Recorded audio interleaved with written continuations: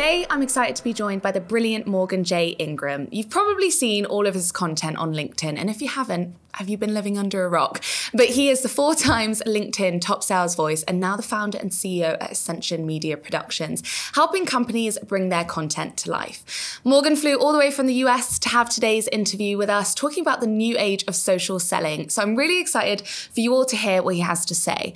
Starting out as an SDR and now spending the last 7 years creating engaging content for the tech sales industry, Morgan knows how to stand out from the sea of noise on LinkedIn. In this episode, we're going to be discussing the difference between being a creator and curator, the new age of social selling, what people are doing wrong in content creation, and how AI can help you with your personal brand.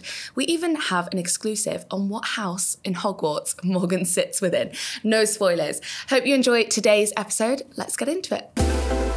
I am so excited to be graced by the presence of Morgan J. Ingram. Today we're going to be speaking about the new age of social selling, and what better person to speak to about this topic than you. Yeah. You are top LinkedIn voice, not once, not twice, but 4 times. Yep. So I guess that's a really good place to start. How did you do that 4 times, and how do you remain so consistent? So one thing that people always say is they're like, how do you continuously have so much content after 7 years of creating? And then how do you never run out of ideas? And when you think about it, you never can run out of ideas as long as you're continuously in the trenches and improving on your craft. Yeah. You run out of content when you stop improving and you stop growing. And one of the key elements that I did right at the beginning is I've always treated my career as if I'm a rapper. So this is... Can you rap? I mean, you can't say that. Come in your hat. Like, you know, it's like, I can, but it's a special moment, right? Like if you put me on the spot now, this is a special moment, but it's gotta be like a special moment. Like maybe at like the Elites we can do it. Yeah. Like we could possibly do it then. So we're filming this the day before the Elites. Yeah. So when you're watching this, I'm hoping you've all witnessed him rapping at the Elites. Rare form. How would you do that? Rare form. So we'll see what happens. So you treat it as a rapper? I treat it as a rapper. And so one of my favorite rappers is Kendrick Lamar. Don't know if yes. Okay, so he's amazing, right? Yeah. Now, what most people don't know is his strategy on how he got big. I didn't know that. So what he did is he would do YouTube videos, go on Spotify, Apple Tunes, etc., and he'd find songs that were very popular, and he'd rap over them. Interesting. And so he would just have all these YouTube videos and songs out there that he rap over. Lil Wayne also did the same thing. Yeah. That's how they got really, really popular, because they would just basically hijack the song and then be like, this is my song now. Right. Which is like very, it's like, I'm the captain now, right? It's like, that's what happened. So I took that strategy and I reached out to it was like the top 100 sales podcasts in 2016. I found their email addresses because I was an SDR, so I know how to do that. And I said, hey, I've looked at a couple of your episodes, listened to a couple of your podcasts, and I noticed that you don't have anyone who is an SDR talking about the sales development role. And I think I could bring a unique perspective to your podcast. So I sent like 100 emails out. So like half of those people responded. They're like, oh yeah, sure. So what I did is I just hijacked the podcast network. Wow. And so I just was a guest on all these podcasts. And then I would ask for, if they would give it to me, the raw file, so that I could find a way to just pay someone to transcribe it so that that could be my content. So I had like 50 to probably 75 hours of content. Yeah. Because if you're going on a podcast answering it, that's like a ton of content you can have. That's so much. So then I just was continuously putting out content there. And then the reason that I was able to do that is I always treat my journey as a documentation. So when I started the SDR Chronicles, documenting my journey as a sales rep, talking about best practices, talking about my obstacles, then I was able to share that with my audience so they could follow a journey instead of being like, you need to do this. I was like, follow me along and I can teach you what to do. Also, here are things not to do as well. Yeah. And so that's always been my mindset for the past 7 years, is sharing the best practices and also sharing the losses as well, so people can understand that. And I think that's so interesting for people to follow you on your journey, because as we were just talking before we started recording, this YouTube channel is called Sales Unfiltered. We want to show the raw sides of it, the messing up, the highlights, the bad days. And I think that's really important, where people can really relate to you as a person. It's why we all love reality TV. Yeah, of course. You want to follow that person. You want to feel like they're actually a human and not just speaking from like, this is my LinkedIn presence. It's actually you as Morgan J. Ingram. Yeah, it's very static. Yeah. You know, if people can feel that it's static, if they don't feel like that it's something that's relatable, it's going to be a harder chance for them to listen to you and want to follow what that journey is. And ultimately, at the end of the day, I forgot who said this, but I think it's very profound, is that they were saying how like it's very difficult to aspire to be someone who's super far ahead. It's almost as if like you're sitting at the foot of the mountain and you see someone at the top of the mountain. It's going to be harder for you to want to like follow Simon that Sinek. person, right? Is that what? Yeah. Okay. And then it's also like when you're thinking about creating content, it's easier to follow someone who's like maybe like a little bit ahead of you, but you can see them and you can follow that journey. And so when I think about content, it's like, how can you show people, hey, I'm taking steps on this journey, you can follow too. I'm not all the way over there and unattainable. Yeah, Simon Sinek says it about like the millennial way of working, and people look at this mountain as like, oh my goodness, my peers, my friends, my family are all the way up here and I'm only here. But actually your path might go straight up, whereas theirs is taking a squiggle, or like don't follow every single person's route, because everybody's got their own authentic journey that they're going to follow on. And I love the ingenuity that you used and like that go-getter vibe of just thinking, how am I going to get myself out there? I'm going to go on people's podcasts. Like, they've got their platform. Why don't I jump on it? And there's only so much content in the world that you can create. And when you mentioned about Kendrick Lamar and Lil Wayne, like copying people's songs, you can't always reinvent the wheel. You've just got to be creative of how you put your own spin on it. And I would love to talk about like how to be a creator or a curator. And I know it's something that you feel quite strongly about. What's the difference there? So a creator is you are creating something from original form. So you're saying, okay, I'm going to create this show, or I'm going to make a video that maybe I'm standing up, I'm sitting down, or I write like an original piece. So that is you creating that content. Now, the thing is, for most people, that's very intimidating. If I tell someone, hey, like, can you make a video real quick? They'll like literally go run away, right? They're just like, I don't want to do that, right? And so what I tell people when I'm coaching them or training them and talking to organizations, you need to help your people be curators. And what that means is taking content that's already there and providing your perspective. So one of the easiest things to do as a sales rep is go find a podcast that's relevant in your industry, listen to the episode, 30, 45 minutes, an hour, whatever it is. It's going to help you because you're going to learn about the industry more. So you're going to get a win anyways. But take the top 3 takeaways from that episode and then share it on social. Now that's a curator because you didn't create that content. You're just providing your perspective and your insight. And then over time, as you start providing more insight and perspective, maybe then you could be like, you know what, I'm going to start creating something on my own. But you don't have to start creating content originally to be a content creator. You can do that as a curator. And if you think of another way of a curator, is people who do like reaction videos. Like they're not creating anything new, they're just reacting to something. And people have created million subscriber accounts just by being a curator off of those reaction videos. God, yeah, you got people on YouTube just eating their dinner. Yeah, exactly. Why is that interesting? Yeah, I don't know. That's a question for how the people subscribe. That's a different case study, because I'm like, I don't really understand how this is even exciting. But the thing is, that's a curator. You're not doing a whole lot. You're not creating this new thing.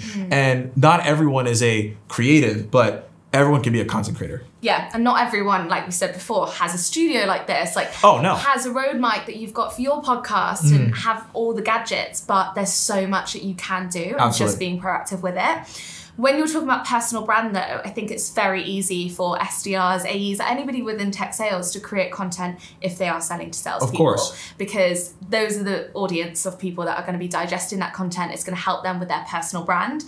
We have a lot of people within our communities asking us like, well, I don't sell to salespeople. I sell to insurance. I sell to people that maybe don't want to be on LinkedIn and are not looking at my content. And also maybe it's not the demographic of creating those crazy, funny reaction videos. Like, how would you advise those people to create their personal brand when it is a harder market? Okay, I'm gonna take this in a different direction. Okay. This is something that most people don't talk about. Yeah. So, and this is gonna be like, wait, what? So the thing is, the problem is, with content creation, marketing, even in our space, is people don't think about how they actually live their life.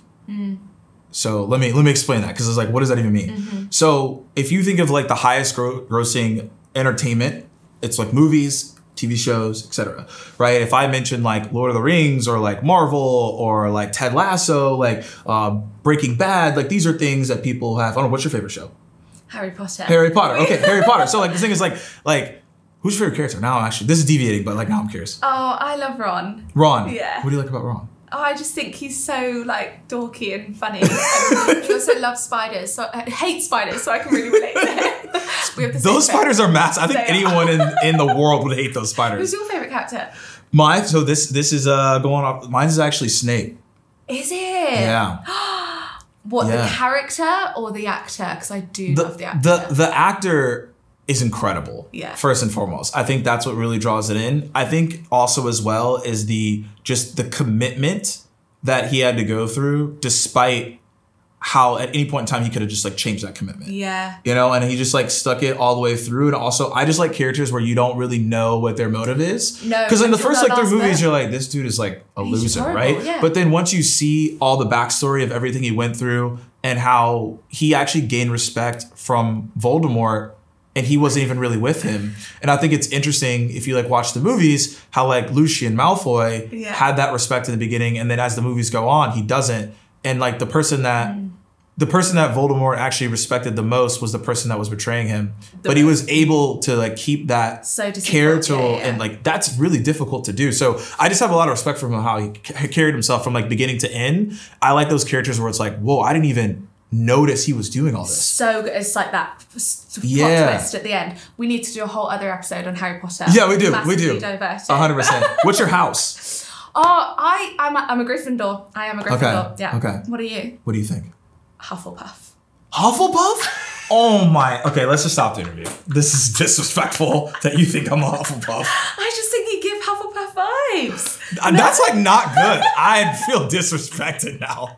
Hey, Hufflepuff are great. Oh, they are Hufflepuff. charismatic. They're lovely people. Okay, we're gonna get back to the original question now, because now that she thinks I'm a Hufflepuff, like this is just going downhill. You're a Slytherin, I'm aren't Slytherin. you? Yeah, God. Well, we can't be friends. Anyway, but carry on, just for the sake of this interview. You're here, so. So the reason I'm bringing all this up, and we had a quick banter there, is because most people don't think about their marketing as if they're producing TV shows or movies. And if you think about it, everyone, it doesn't really matter what market you're in, CISO, CMO, HR leader, you're in cybersecurity, they're going to watch a TV show or they're watching a movie. True. So you have to figure out, how can I produce my content like that? Because once you do that, that's going to work. Now, the thing is, no, you may not be able to have your salespeople be content creators or your managers be content creators or whatever it may be. But you have to think a bit differently. So as I've been talking to clients and potential clients, I'm telling them we need to produce a show that's relatable to your audience. How do we want them to feel? What do they actually consume, and what's important? So if you create a podcast or a YouTube show that's focused on like, how do we make this a series so people keep coming back? That's how you can be successful. And then when you think about creating that production, you have to figure out which one of our employees can we use as an amplifier as part of the show? Because when you think about it, in the order for the TV show or the movie to be successful, that means that we have to have a good actor or actress. So essentially that means that one of our employees, I'd recommend 2 to 5, how can we make them actors and actresses in our content? Which in the long term would actually save you on content, because if I can create a show that's an hour or 30 minutes, etc., that's the content that I can repurpose for the month. So now you don't have to worry about like doing all these crazy things and this crazy content, and you can still be successful. You're hosting webinars, you're doing all these ebooks, you're doing that for a reason. You need to change the way you think about it and make it more of like a show and a production, rather than just like, let's just check the box and do a webinar. So that's how you can be successful in any industry across the board. And I've seen it. There's a company called Flowcast. They're in like the financial space, and they have a legitimate TV show that's around this. Right? Around finance. So I know it works out of the sales space. I think people just have to catch on and become more modern marketers than just traditional. You're so right, though. The people that are watching it are human and they have interests. Yeah. They're not robots that don't want to see entertaining content. Well, that's what happens in B2B. Everyone is just like, here's the title. Okay, they're boring. That's a boring title. We can't create innovative content. It's like, no. Like, because someone else will do it if you don't. And then you're going to be in the shadow of their content. And then now you're in a way worse situation. And so those people that you choose within your company, they're basically the face of the brand. Yeah. So think of them as, well, they can also, they cannot be. And so when you think of the face of the brand, most people think that's someone who is actively in your face creating content. Like, yeah, like, what's up? Like, that's actually not always the case. If you think of the face of the brand, they also could just be the host. Where they're just facilitating and getting conversations out of your potential prospects and also your customers as well. Right. And what most people don't think about is your production through your webinars or YouTube show or whatever is also your top of the funnel lead gen.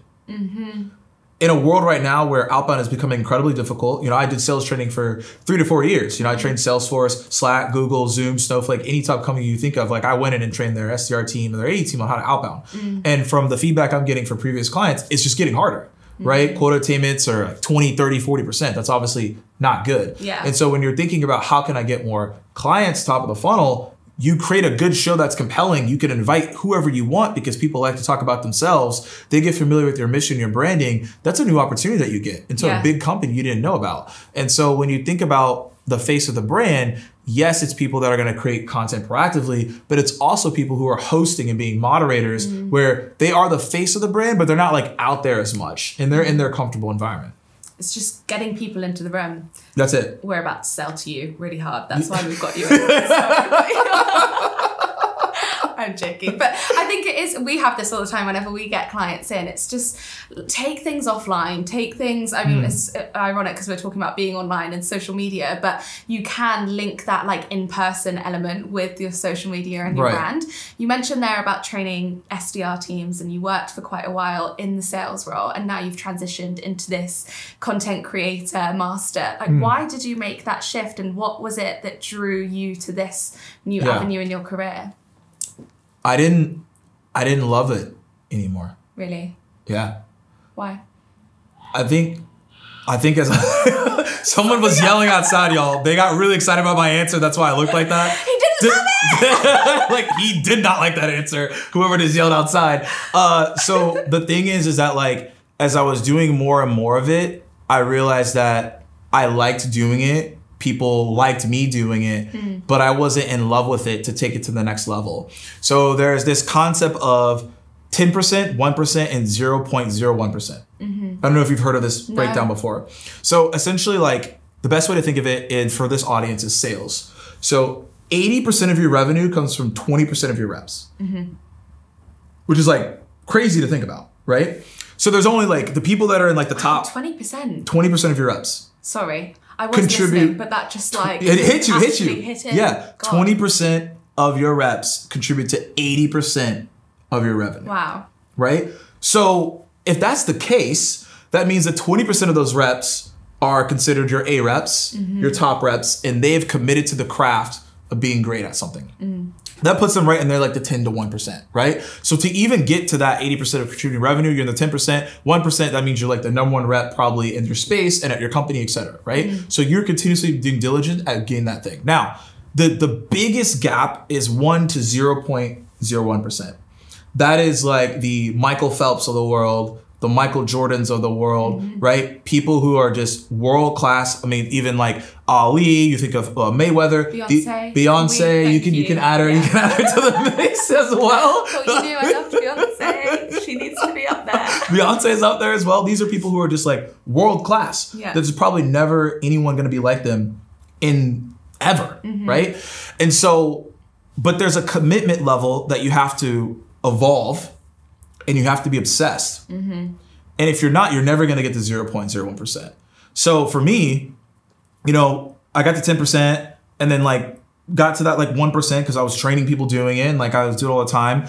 But I didn't love it enough to go to 0.01%. I saw myself going through the motions of doing it and I can do that and people are like, oh, that's great. But I didn't love it enough to be like, I need to dive deeper and like, I want to research this and like, this is like my life. And so I started having internal conversations with myself on what do I love and like, what do I need to do to evolve myself? What would cause me to just continuously evolve and not stop? Because it's very easy in life to just stop and be like, I'm good. I'm at the 10 to 1% or something, settle, like it's great. But I don't know, I'm just wired weird. So I was just like, I need to figure out what the 0.01% is because I want to evolve. Like that's my whole thing. Is like if I'm not evolving as a person, like I feel like I'm dying and like I'm withering away my one opportunity at life. Yeah. And so once I started diving into it, I was like, what have I always done and I love? And it was content creation. Like I was doing content before I was in sales, before I even got on LinkedIn. Like I was doing Facebook motivational videos in the car. Really? Yeah. Which that's a whole different. I was going to say, what were you motivating?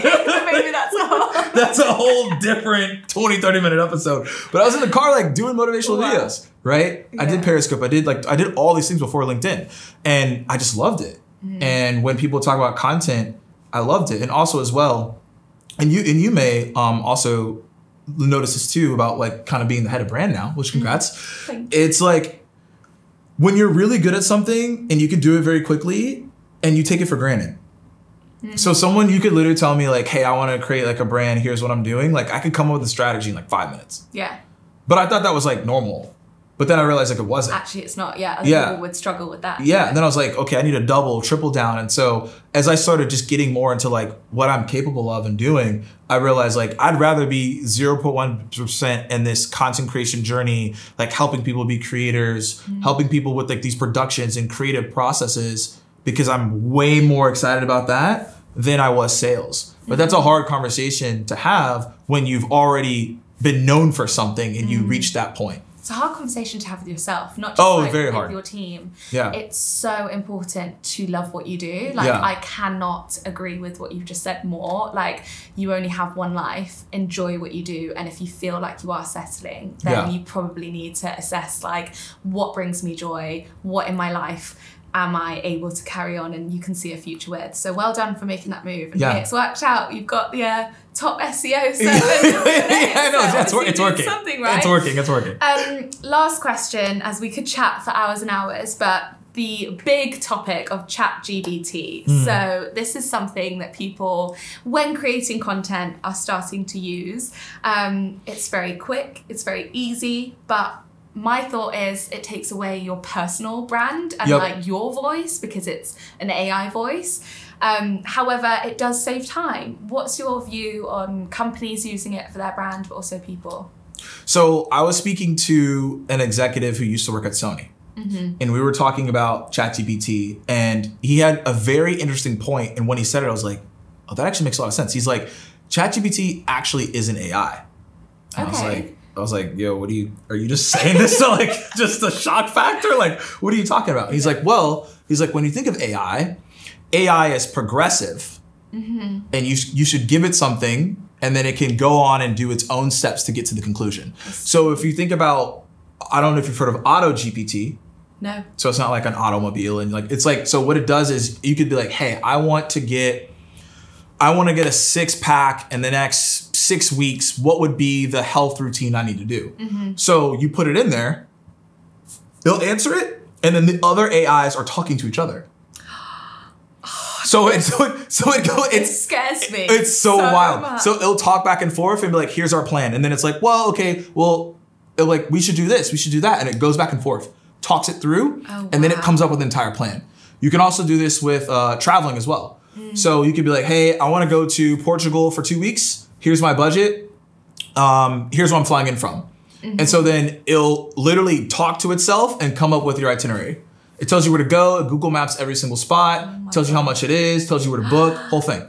So what I'm saying is that like that is really AI, right? ChatGPT is like the entry level of getting used to it because like it is a chat. So you're going back and forth. So you have to think about ChatGPT as more of a compressor rather than it is proactive AI. Because you can't give it one prompt and it won't go into like a spiral.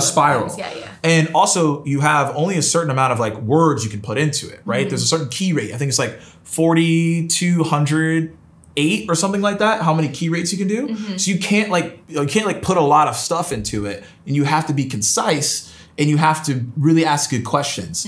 So ultimately, and me answering this question here is that like where most people go wrong is they're too generic. So people are like, hey, write me a good LinkedIn post. But about what? About what though? And it also doesn't. It also how Slytherin is better than Gryffindor. Yeah. Why I am a Hufflepuff. That's what your LinkedIn post is going to be. And so the thing is that like You can't do that because it doesn't know what good is. It has no idea. So it's just going to find some generic thing and it's going to press you something that's wrong. And that's where most people are going wrong. What you have to do is, how can it understand me? And this sounds creepy, but you have to like treat it as if you're talking to your friend. So I've seen more results like just straight talk to my friend as I'm like actually like trying to figure this all out. So what I'll do is I'll throw in a post that does it really well. And I'll say, analyze its language, tone, style, and length. And then I say, make me a prompt so I can replicate this post if I want to talk about social selling. Right. So what I'll do is like, here's the style, here's the tone, here's the length, here's why people received it. And then it's like, here's a prompt on how you create another post. So then I'll be like, here's what I have so far. Can you take the same style and tone that I just talked about and then make me a new post, right? It'll make me a new post. So then from there, I'll put in a document, I'll look at it, and then that's where I can add my personality. Okay. So the thing is, it's eliminating your writer's block. It's increasing productivity. But the problem is we live in a copy and paste culture. So it's like, give me the template, give me this. Like, no, you have to add your style to it on top of what you've already put into ChatGPT. But you can't just go in there and say, make me something good because it doesn't know. You have to feed it what is already good. You have to feed it your language and style. To the point now that I have chats where like I fed it so much information, I will be like, hey, remember my style? And then it will go through it and be like, hey, make sure every post that I put in here sounds like me moving forward. And so it remembers how I talk. It remembers my style. And that's how you can create content at scale, but you still need to make sure that you're adding your style to it once it creates the post. So it's okay for the framework. And it's great for the framework. Core of it, but you still need to add your little spice. You gotta add into it, right? Because it's not gonna know that. It's not gonna know you as well as you know yourself, right? It's gonna take way too much time to do that, and also that's not necessary. But for the framework, that's important because it's going to be harder for you to replicate that framework every single time because there's a lot of things that get done. So AI essentially just gets rid of like this manual process of trying to figure these things out. It speeds it up, right? So I can have 10 posts, like that's what it looks like, and then I add my personality to it. Interesting. Yeah. Well, thank you so much for giving your thought on it because I think it's a very controversial topic that a lot of people are either for it or against it. But I like the way that you've used it and explained it there.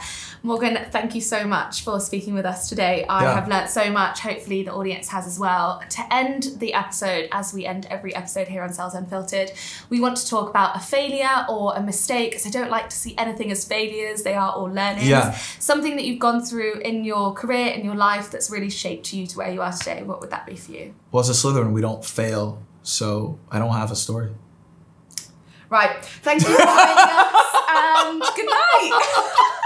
I'm only kidding. So in sales, it's inevitable that you have a million failures. So this one woke me up the most. Like this one sucked. So it was when I first started selling sales training. It was about like 5 years ago or 4 years ago now. And I was talking to the point of contact and he was like, hey, we're going to meet with a CRO today. Here's the information you need. Here's what you need to prep for. Here's what he's going to ask. Now, me, back in the day, I was just like, okay, cool, whatever. I'm just going to get on. He's going to like it. It's like not a big deal. So I didn't do my research. I did not do my due diligence. I did not prepare, right? Because I was just like, oh yeah, it'll be fine, right? So we get on the call. We're going through it. He's asking the tough questions. I did not prepare for it, right? And so I could tell he was getting frustrated by it, right? And I was trying to ask questions to get clarification, but it only made him more upset because he's like, okay, I just need to know what the data is. I need to know this case study. I need to know results. Like you haven't brought that to the call, right? And so I'm like scrambling to figure this out, right? And so about 15, 18 minutes on the call, he was like, hey, like I'm gonna be very transparent. This call is a waste of time. I'm getting zero value here and I'm gonna leave. No. So he left the call. And so yeah. And so I was like, wait. You just hung up and you just sat there. Were you by yourself? No, the other guy was there. The other point of contact was there. Okay. Oh, that must be. And so then I was just like, oh, like, clearly I didn't prepare. He's like, yeah, like I told you to prepare these items and like he's very serious about this. So like you probably lost this opportunity. It's like, yeah, it's probably a closed loss. Yeah, I'm pretty confident in that. No. So I remember just like calling John after being like, hey, like I just totally messed up this call. And like, I have no idea what to do. So he was like, yeah, that was a huge mistake. And I was like, clearly, right? And so we just went through like how to prepare for every single conversation, right? Like, what should you do? How do you prep people? How do you make sure you set expectations? So now I'm like very aggressive about it. So like every single call that I pretty much go on at this point, I send an agenda of what we're going to cover, what we're going to do. If there's any like overview or data they need to see, I'll send it ahead of time so that they can analyze it so we can get into it. And like every single call that I go on now, like I prepare for every single possible scenario. I took it from, someone I follow, Patrick McDavid. He talks about how on Sunday, he'll prepare for every single call that he has and tries to figure out what questions and outcomes he wants out of it. Oh, wow. So for like every call or basically any interview that I do, like before I go into the week, I'm like, okay, what's the outcome of this meeting? What are we looking to accomplish? If it's like casual, then like obviously I don't need prep for it. But if it's like an actual like business meeting or something, like I'm like, what do we need to get done here so that we cover every single aspect? So it made me like super cerebral in the sales process. But that was probably the most embarrassing and the most like my heart dropped. I was just like, this is terrible. Like there's no worse feeling than that. Oh, bless you. But at least it means that you'll never do that again. I will never do that again. And you prepared perfectly for today's interview. Did you prepare for the questions about Harry Potter? See, I wasn't prepared for the Harry Potter bit, but like I was ready at all times. Yeah. You adapted. So well done. I think those are some great learnings and something that everybody can take into it. So it's, prepare, make sure that you've done all your research. And just be organized with everything because you can never do too much preparation. But Morgan, thank you so much. And hopefully we'll get you back in the studio another time because this has been great chat. But thanks so much. Yeah, thank you. Thanks so much for listening. Check out the channel for more episodes like this one, and we'll see you next week.